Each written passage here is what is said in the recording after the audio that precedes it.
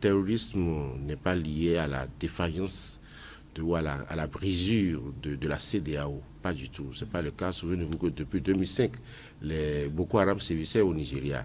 Donc, ce qui se passe n'est pas lié au régime Talon, pas du tout. La question n'est pas la même. Après le Talon, ça va continuer si on ne fait pas ce qu'il faut faire.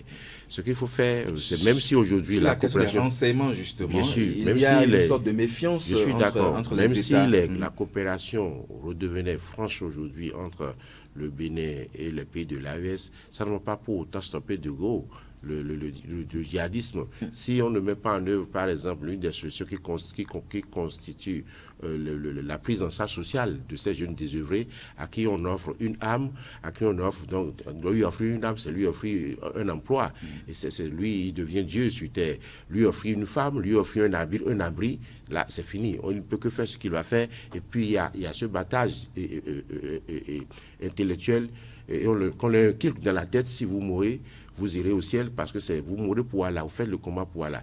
Donc cette doctrine-là qui leur a enseigné, il faut pouvoir mettre un accent sur l'éducation. Et il y a des zones de non-droit dans nos pays. Quand vous allez dans ces pays, au fin fond, au niveau du Nord, et ainsi de suite, on ne dirait même pas que l'État est présent. Ces zones sont abandonnées. L'État n'est pas présent. Il faut maintenant mettre en place une politique éducationnelle appropriée, une urbanisation de ces zones-là pour qu'on sente que l'État est présent. Et c'est d'ailleurs en ces lieux que nos forces de défense doivent être beaucoup plus présentes que dans nos casernes ou que sur les routes ou pour aller brimer les pauvres populations qui, en temps fatiguées, décident de marcher à pieds nus. Donc il y a du travail à faire. Et ce travail, je ne crois pas que ce soit lié à un seul régime.